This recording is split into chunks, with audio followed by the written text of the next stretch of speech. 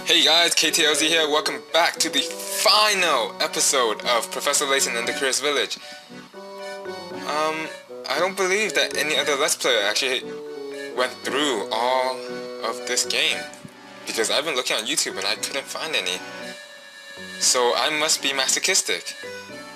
Okay, anyways, we are here at the top of the tower, one step away from the golden apple. What's inside? Let's find out. Oh my god, are we really doing this? Yes, we are. Let's go in. Let's continue into the house. What kind of person would live in a place like this? Yes, this place does look like it's worth holding the golden apple. So, where is it? This must be the top floor that Bruno spoke of. Well, I don't see any other floors other than heaven. I've been waiting for you two. Oh my god, who is this? Oh, who are you? Tuh! It's you! What's going on here?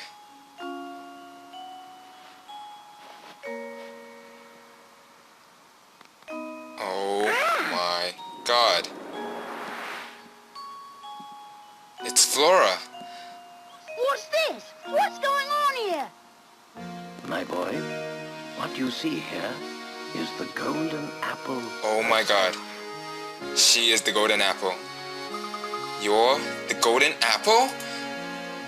Professor, you knew about this. I had an inkling. Don't you see how genius it is though?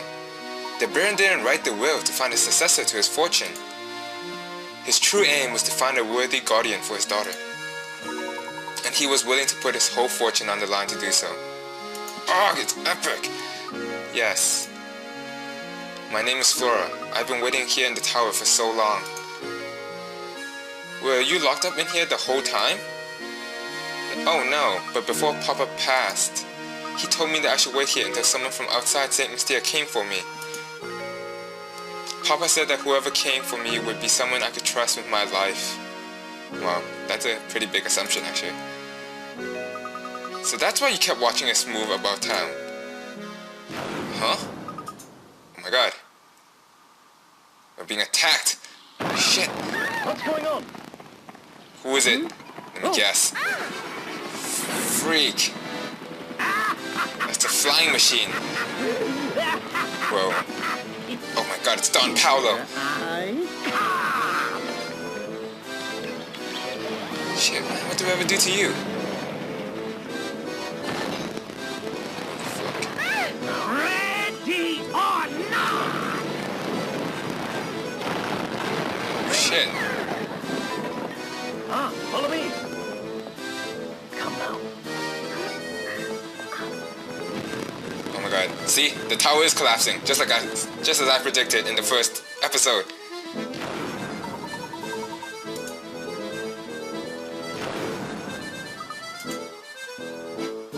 Oh my god.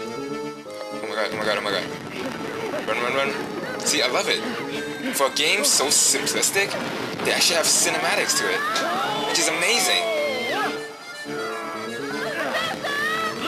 Go ahead without us. I have an idea. We're fine. Go on. Right! It's all right, dear. This way.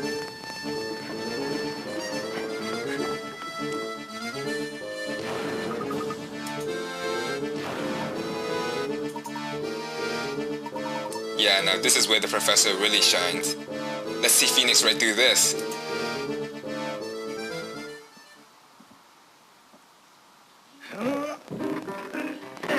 What's he doing?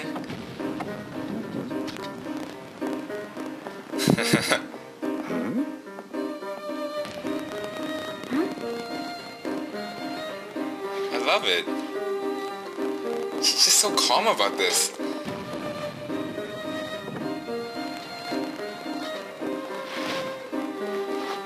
Epic music too. Oh shit, he's gliding. I love it.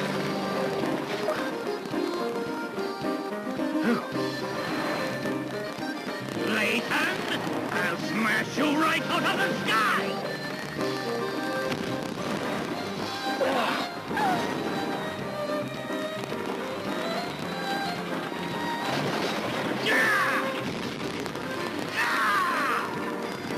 Oh my god, what's that bag? It isn't over yet, Layton. Just you wait. One day, I will have my revenge on you! What revenge? I never did anything to you. At least, I don't think he did. Hold tight. I wonder if we will ever find out.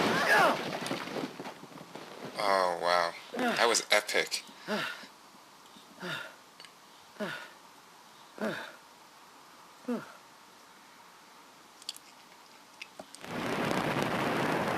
And the tower has finally collapsed. Damn, I'm psychic. And the villagers have all surrounded Flora.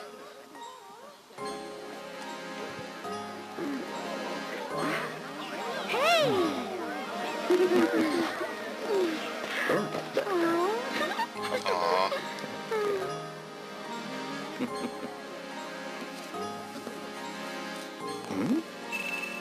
Oh, so there is an apple. Thank goodness you're alright, Professor. Don Paulo's flying contraption was something else. I really thought we were done for back there. Yes, it was all quite dodgy, but he also provided us with the answer to one of our ongoing mysteries. Do you remember the awful noise we heard the first time we visited Reinhold Manor? The one that spooked Claudia? How could we forget? That started my nightmares.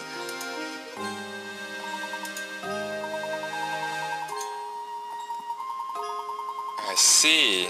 So that was when Don Paulo crashed into St. Mystere.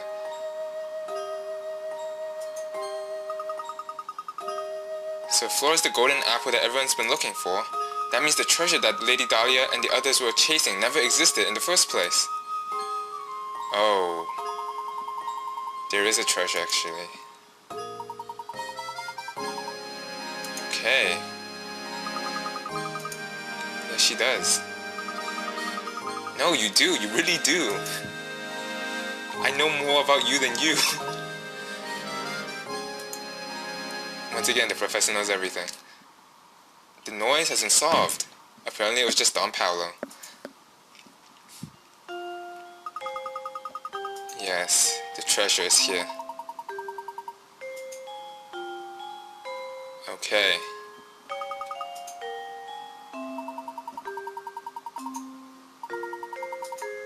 So we have to touch the painting where the golden apple is hidden. Funny enough, if you press like around here, it's like, now Luke, it's important to be a gentleman. Which I thought was actually really funny. I mean, wow. So we pretty much had to click around here because in the cutscene you saw that Flora's birthmark was actually around here somewhere. And you found it. It's like right around there.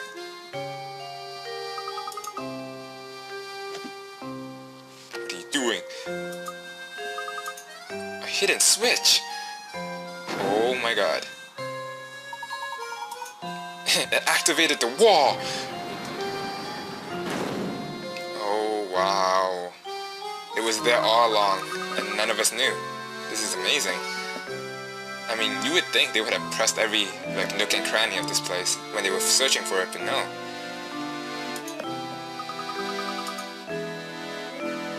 Oh. Let's see where this passage goes. Oh my god! We hit the jackpot.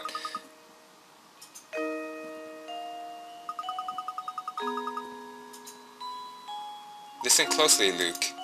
Wisdom wasn't the only thing Baron Reinhold required of potential guardians for his only daughter.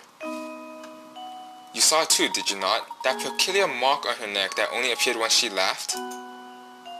In other words, Baron Reinhold set out one last requirement for the potential inheritor to his fortune. He wanted someone who could make Flora smile again after losing those dear to her. Aww. To that person and that person alone would Baron Reinhold reveal the location of his actual fortune. That's unbelievable, Professor, but it all makes sense now. Seriously. Flora, my little Flora. Flora, you made it here at last. That's her dad. Papa! My dear Flora, has the village watched over you as I would have? I built Saint Mystere for you so that you would never have to know true loneliness. Well, to be fair, Bruno did the actual building, but that's besides the point. In any case, if you come this far, I suppose it's safe to assume my plan was a success. My greatest regret is that I'm not there to see you become a young woman. But please know that I want nothing more than for you to be happy. Whether the person by your side right now can give you that or not is up to you, I suppose. And to you who have found your way to my daughter's side, you have my heartiest congratulations. Few could have made it through the barrage of puzzles I set before you. I imagine a person of your abilities have already caught on, but allow me to reveal Saint Mystere's secret.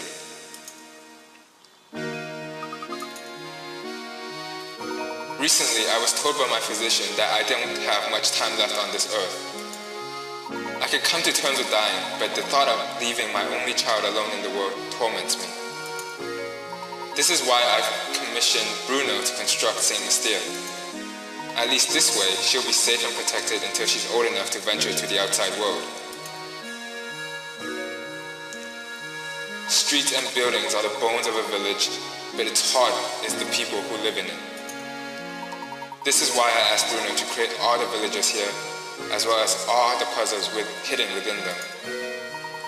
I've asked Matthew to make news of my death public only once Flora has grown past her childhood.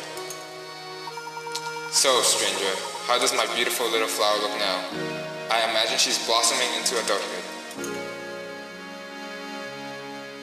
Equally important to me is finding someone to whom I can entrust both my daughter and my fortune. This is why the inhabitants of Saint Mystere are constantly testing the knowledge of the visitors. If you made it this far, it must mean that you possess both wisdom and dedication to my daughter. I am confident that you will take good care of my fortune and Flora. This is why everything in this room, the whole of my fortune, belongs to you now. When you remove it from here, Saint Mystere will complete the objective for which it was created. I imagine the inhabitants will fall into a deep sleep from which they are never to awaken.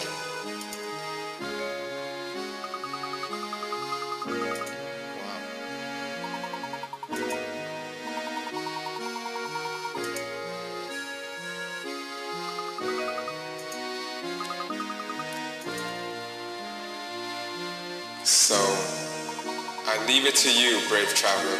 Draw the curtain on Saint Mystere and lay this lifeless village to rest.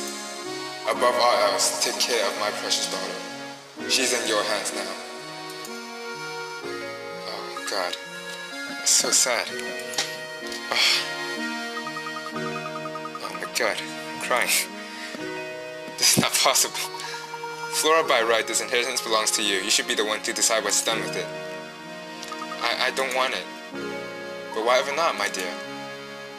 The people who live here have been with me for so long. Curious as this village is, tell me about it. It's watched me grow up. I watched Saint Mystere and my village to just stay the way it is forever. I see. And so it shall be. But what of you, Flora? Will you stay here with your village? Of course not. What the hell was the point of all this? You're supposed to take her away. Alright. Are you sure this is quite alright, madame? Certainly. If leaving will make Flora happy, I'd like nothing more than to see her off with a smile. So regardless of all the robot's feelings, in the end, it was all for Flora. And we finally leave Saint Mystere.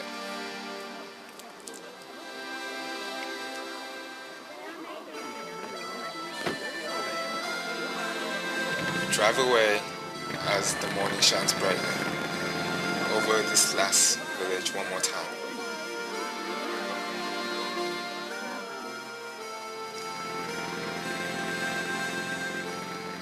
So, the golden apple turned out to be Flora, the apple of her daughter's eye. Wow. Little village. Talk about a loving father, huh? That was epic. Goodbye, my little village. What an astonishing village that was, Professor Layton. Does this mean you'll be gracing the front page of the London Times again sometime soon? No, Luke. St. Mastell's secret must stay between us. Huh? Why do you say that? You'll see, my dear boy. We don't want people to make a spectacle of Flora. That wouldn't be right. Of course. Always thinking of others. Well, one must always put a lady's needs first. That's what a gentleman does. And to end the game with a famous "what a gentleman does" catchphrase. And back to London we go. I wonder what's in store next for these guys. That was amazing.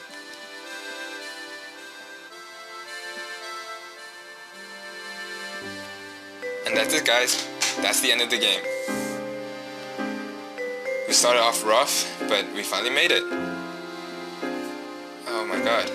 I hope that my commentary actually got a little bit better over time. Oh my god. I just loved that ending so much. And what's crazy is, when I first played this game, I thought, oh my god, this ending's pretty good. I don't think I can ever find another game that has such a good ending. And then, the next two games came out, and it's like, wow. So, yeah, I mean, you'll definitely see me doing the next two games. I don't know when, but I will do it. So, let's just read these names. Artwork, Yumiko Shinabi. And this, Inspector Chumley, who really isn't Inspector Chumley. I wonder if we'll ever see him again. Wow.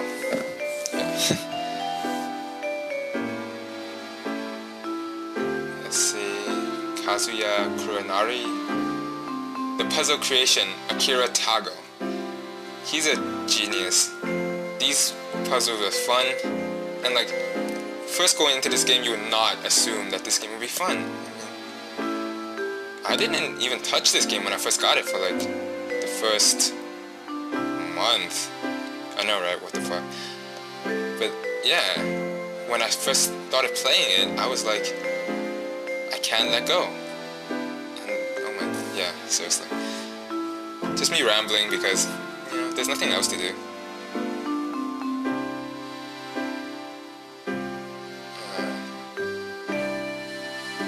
I mean, I know that the story is kind of far-fetched and all, but hey, this, I mean, you know, sometimes it takes a little far-fetched story to show that a parent is willing to do whatever it takes for the child.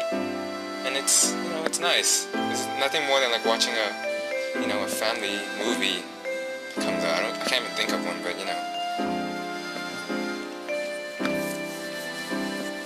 Don Palo is just walking away in disgrace. That's right. What kind of sucks is that Bruno, you know, after all he did was never actually thought of as a potential, you know, caretaker of Flora. At the same time, he has to end up staying there in the village and practically just, you know, continue to work on these things after the objective is complete. At least that's what I assume. Maybe he can live happily with those guys. I don't know.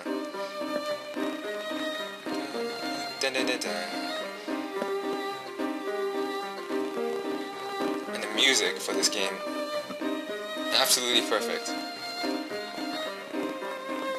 So yeah, the reason I'm running through this is because, you know, they deserve credit for this as well. And also, I also want to show one more thing after this game ends. I'll just let you guys listen to some music because I ran out of things to say.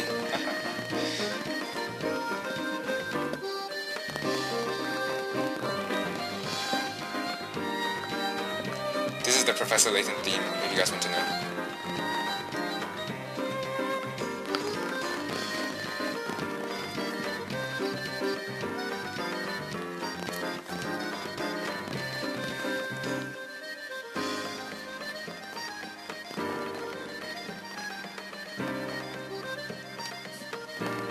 Pavel. He's lost again. I wonder if we'll ever see him again.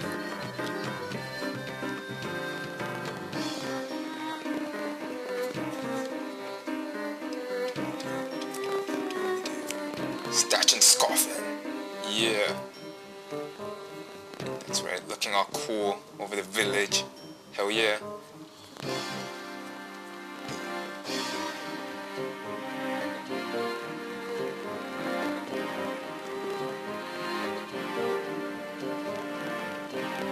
I'm totally abusing this no limit thing by YouTube now. I mean, might as well. I mean, I don't know when I'm ever gonna get like marks which might screw me over, but I hope I never do. Developed on Level 5, published by Nintendo. The end. All rights, including the copyrights of game, scenario, music, and program reserved by Level 5. To be continued in...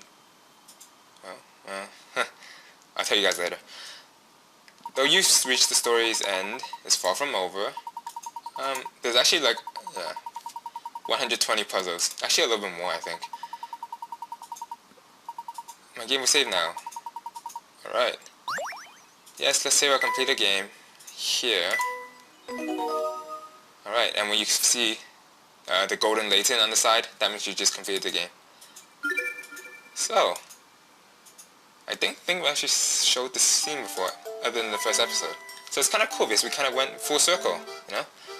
Alright, so let's do one last thing. Oh yeah, they also show, you know, the progress of the story, like as a little synopsis before, you know, playing the game again.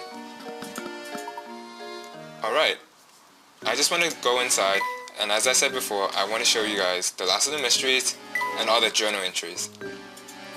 So the golden apple turned out to be Flora, the daughter of Baron Reinhold. The name and legend surrounding the golden apple were created by the Baron to help him find a suitable guardian for his daughter. The noise was Don Paolo, we already went through that. And the rest you know. So the journal. Okay, so let's take a little recap of what happened this entire video. Or, let's play. A most fascinating letter found its way to me the other day. It came to me from one Lady Dahlia, widow to Baron Augustus Reinhold. Her letter details how an unusual object known as the golden apple was to decide how her late husband's fortune is split up. The entire matter sounds terribly interesting, and I've arranged for Luke to accompany me on a visit to St. Mystere, the site of the whole incident. Chasing Claudia. A thunderous noise rang out during my conversation with Lady Dahlia. The din was so deafening that it caused her cat, Claudia, to run away. Losing her cat put Lady Dahlia in quite a temper, so we have taken on the rather irritating task of chasing a wayward feline. But enough of cats, just what was that noise? That's right, irritating cat. Irritating. Some rascal has made off with the crank to the village drawbridge. For the moment, it seems that we are unable to leave St. Mystere. Though we're still out looking for that cat, I've decided we should make lodging arrangements before it gets too late. I recall seeing an inn around the village entrance. Oh, there's actually a lot. I might make this another video. We succeeded in procuring rooms for the night, but the town's only inn is undergoing renovations. As such, we'll be staying in the attic. At least I know we'll be safe. The innkeeper is a sturdy woman who no doubt knows how to wield a rolling pin when need be. Now back to looking for that cat. It was a long struggle that cost Luke some scratches to his face and perhaps some pride, but we finally managed to catch Claudia. I think now it would be appropriate to make our way back to the mansion and inform Lady Dahlia of his success. It's really cool because we're actually seeing it in his perspective, the murder. Upon our return to Reinhold Manor, we were greeted with the awful news of Simone's murder. Seeing Lady Dahlia's distress, I've agreed to search the village for her missing servant. The inspector investigating the murder seems to suspect I had something to do with it. So he already knew before Chumley accused him. A large gate bars the way through the base of the clock tower. In order to investigate this north side of the village, it is imperative that we make our way through the gate. But how do we get through? A positively gargantuan gentleman named Deke stands in front of the clock tower gate and has refused to let us through until we solve 12 puzzles. That's easy enough, but it is a bit odd. Everyone in this village seems to have a curious, strong affinity for puzzles. I have no idea. We finally succeeded in passing through the gate and have made our way to the north side of town. The roads here are winding and narrow. Surely one of these people knows something about Ramon's whereabouts. I'll be sure to ask around. After talking with that boisterous fellow, Jarvis, we learned that a man by the name of Zapponi may have some information for us. He's apparently hanging out about the area right past the gate where the road forks. After talking to Zapponi, one thing is certain, the man certainly has a talent for sounding like he has valuable information, which is to say, he doesn't know much of anything. I love that. Oh well, at least he let us know we should seek out Crouton, the owner of the restaurant down by the park, for more information. Crouton. The rumor mill is churning, feeling the frenzy of the disturbing number of villagers' disappearances and the thundering booming that is rumored to emanate from the tower above St. Mystere. To top it off, Crouton says there's a shadowy figure running about town kidnapping people. We need to visit the local cafe to find out more. I need a drink of water. I'm almost there. Okay, our investigation continues even as night falls upon St. Mystere. We are on our way to the cafe through the passage below the clock tower when we bumped into Gerard, who's in a bit of a bind. He says he's dropped something of a great value near the park, but he's scared of venturing out in the night alone. As I always tell Luke, a gentleman's first duty is to help those around him, so we've offered to aid in the search. You're too nice, Professor. You cost us like another episode. Decade pointed at us in Beatrice's direction, as she was the one who actually found Gerard's lost watch. Poor Decade really was in a bind when we found him. Though terrified of being out in the dark, he refused to go home until he solved the puzzle that was bothering him. I suppose we should pay Beatrice a visit. Beatrice mentioned that Ramon frequents a small cafe in town and that we might be able to find him there. She also handed Gerard's lost watch over to us. As soon as we return it to the owner, we can get back to our investigation in a timely manner. With Gerard's watch returned, we are finally free to return to our investigation of Ramon's disappearance. I must admit that I'm feeling a bit weary and do hope we find him at the cafe. The cafe owner, Crumb, was extremely helpful. He told us where we can find a man who had a run-in with the aged kidnapper. This witness lives just north of the cafe. I hope against hope that Ramon is merely off somewhere napping, but I have the dreadful feeling that the worst has happened. And in any case, I must talk to this Prosciutto, the strange old man. To our shock, we stumbled across the very kidnapper we were investigating at just as we nabbed Ramon and dashed off. We tried to report our findings to the inspector forthwith, but just as we were about to reveal our findings, to our bewilderment, Ramon returned home. Just what is going on here? Today marks our second day in St. Mystere, and I was secretly hoping I could start the day off properly with a little tea. Oh man, me too. But no such luck. We've been summoned to Reinhold Manor and must hurry up to meet the inspector before he loses patience. The inspector had a few sharp words for us when we showed up, doubtless because we've been conducting an investigation that runs parallel to his own. As much as I like to help find Simone's killer, oh my god, there are other matters we should attend to first, namely checking in on Ramon to see what, if anything, he remembers of last night. I just hoped Ramon would remember something of last night, but it's as I feared. He remembered nothing. How could someone go through something as jarring as a kidnapping and remember nothing of it? Now I must put my curiosity to the side and return to our search for the golden apple. Perhaps Matthew can tell us something. Talking with Matthew revealed that the Reinholds formerly had another servant in their employ. Unless I'm mistaken, Matthew was referring to Ingrid, the nanny in that old photo we saw earlier. She is usually out by the general store at this time of day, so finding her shouldn't prove too difficult. Oh my god. Ingrid told us the story of how Flora's mother passed from this world. The Baron must have truly loved his former wife, for her grave lies within his garden, and presumably so that even in death, she could stay close to him. Oh my god. I've said more stuff in this one video than I did in the entire Let's Play. Lady Violet's grave is a truly beautiful place. The Baron's devotion and love for her is reflected in every detail of the place. Matthew mentioned the Baron kept a journal detailing his thoughts. If we can find it, I imagine there's more we can learn from its pages. Yeah, page 5. The Baron's journal. The pages of Baron Reinhold's journal were filled with passages reflecting upon his deep love for his child and late wife. Additionally, we discovered that the Baron left a note disclosing the location of the golden apple, in the possession of his good friend. Perhaps Ingrid knows of this good friend of the Baron's. Well, not Matthew. Sadly, even Ingrid, despite her intimate ties with the Reinhold family, had to admit that she had never even heard talk of the golden apple during her time at the manor. Ingrid recommended we pay Zapponi a visit, and so we shall. Really though, does that man ever have anything useful to say? Oh my god, I never knew that the professor was so mean at times. As I suspected, Zapponi hadn't a single piece of good evidence for us regarding the Baron's mysterious friend. If we are to find the individual we seek, it looks like we'll have to rely on the time-honored technique of taking to the streets, and talking to the townsfolk.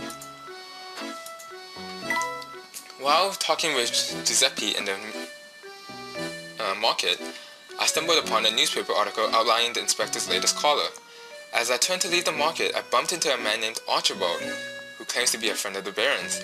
It turns out the Baron bequeathed a desk to Archibald. I simply can't wait to take a look at it up close. After those horrible 50 puzzles. Archibald was kind enough to invite us to examine the desk he received from the Baron. Sure enough, hidden inside the desk was a note that seems to have something to do with the location of the golden apple. I'll think more on this later, but for now, Beatrice has asked us to return to the inn, and we mustn't keep her waiting. Still don't know how she found us. Beatrice called us to the inn to tell us about a guest who had the audacity to leave without paying. It seems we aren't the only outsiders in town. I'll be sure to help Beatrice when the time is right, but first I want to investigate the road in the northmost part of the town. Page 6. Moments after we arrived in the north section of town, a girl appeared before us. From her expression, it was clear she had a message for us, but something in the shadows frightened her off before she could say anything. She did, however, leave behind a clue, namely a single ticket to the town Ferris wheel. Spurred on by the Ferris wheel ticket the young girl left behind, Luke and I tried to gain access to the park, but its gate was locked shut. Perhaps that man from the town hall, Rodney, can help us get the gate open. It seems the only person who can get us into the park is the park caretaker. Now, if we could only find the man. Rodney mentioned that the caretaker had the additional duty of looking after the town sewer system. Maybe the caretaker is below ground today. That sucks. It took a trip into the sewers to do it, but we finally succeeded in locating the park caretaker. He was quite pleasant to deal with and consented to open the park for us after we helped him with a small plumbing problem. Yeah, he was much nicer than the other douche. Now that the gate is finally open, we can set about exploring the town park. The silence of the park was so unnatural, it was hard to believe that this was ever a place of recreation. All existing structures are deserted, or in this case, a one small shack bolted shut. If there's useful information to be found here, I don't see it yet, but I believe that a Ferris wheel warrants a look. Luke and I were searching every crevice of that Ferris wheel, but failed to yield any information about the golden apple. What's more, it inexplicably broke free from its support and chased us around the park like some oversized wagon wheel. We were lucky enough to escape with our lives, but the small shack to the north was completely decimated by that runaway wheel. At least now we can see what lies beneath the shack. Could it be an underground tunnel to the tower? Did you know if he was never actually threatened by Don Power, he could have never found the key? It's kind of interesting. Who would have imagined that the tiny shack held the entrance to an underground tunnel and a quaint storage room? More unexpected still was our discovery of a small key shaped like the tower itself. Could this odd little key truly unlock a path to the tower? Luke kept pushing for us to proceed straight to the dead end by the tower, but before we do, I have a suspicion of my own that I feel the need to confirm. Before we go anywhere else, I think it's best we stop by the inn. I think we might be able to identify the person that's been watching us all this time. In order to confirm my hunch, I asked Beatrice to loan me the last few days' worth of newspapers, but it seemed that someone had made off with the whole stack. Those newspapers would have been the decisive proof needed to confirm my suspicions, but I have to go on without them. I'd like to continue searching for the papers, but the inspector has summoned us, so I have to give up on that for now. En route to the mansion, we ran into that short girl again. I meant to ask her many things, but she vanished moments after we appeared. She stayed just long enough to warn us to stay away from the tower. Arriving at the manor, I noticed something peculiar about Matthew's expression today. Why has the inspector caught us here? Oh man. Behind the vinyl mask, The man who had posed as the inspector all this time was none other than the brilliant scientist Don Pablo. It seems he too was after the Round fortune. He alluded to some greater mystery at work here in the village, and I'm fairly certain I know which one he means. My god, he already knew everything to begin with. What's the point of all this? Using the key we found beneath the waterside shack and the note in Archibald's desk, we have managed to open a path to the tower. I'm relieved that we have finally made true progress in our investigation, but this is no time to revel. What mysteries await inside? Oh my god. Climbing the tower. After a bit of a tumble, we came face to face with the man who abducted Ramon. The man, Bruno, laid out the bare truth for us, that this town was, as I suspected, constructed from the ground up. What town isn't? Now I am certain that the treasure we seek waits for us at the top of this tower. I got 2 more. Almost there, guys. 35 minutes, holy shit. After a seemingly endless climb and several trying puzzles, we at long last reached the top floor. Trying is correct. Awaiting our arrival there was Flora, the Baron's daughter and the true golden apple. It seems that according to her father's wishes, she has been living quietly in this tower and waiting for Luke and me to reach the top. That's actually kind of a sad fate to befall your daughter. Like, what if no one ever came? That would be kind of sad. With the secrets the Saint Mystere finally brought to light, I think Luke and I have begun to doubt whether there was really a treasure to be found in the first place. But I still believe in its existence, and unless I'm mistaken, the Baron has hidden it somewhere right under our noses. And that's it, guys. That was all the entries. So, it's been a long run, but actually not that long because it only took like 20 parts compared to like, you guys should check out Mendez's Professor Layton walkthrough, which is like 50 something parts I think. But yeah, we're at the end. So, I will catch you guys next time on my other Let's Plays, so please check it out. And this story will continue with Professor Layton and the Diabolical Box. So take care guys, and I'll see you guys on my next Let's Play. See ya.